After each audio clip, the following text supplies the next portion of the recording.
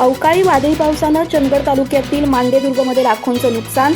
मोलमजुरी करून जगणाऱ्या विधवा महिलेचं घर उघड्यावर शासनानं तत्काळ पंचनामे करून आर्थिक मदत द्यावी अशी ग्रामस्थांची मागणी.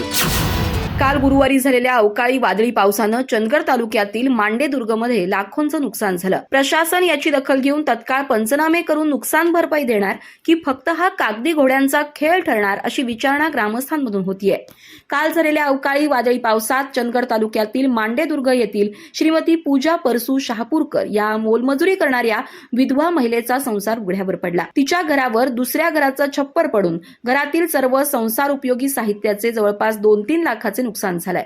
विठ्ठल सोमाना शहापूरकर यांचे पत्रे उडून सुमारे 1 लाखाचं नुकसान झालंय, तर भरमांना नारायण डसके यांच्या घरावर झाड पडून लाखाचं नुकसान झालंय.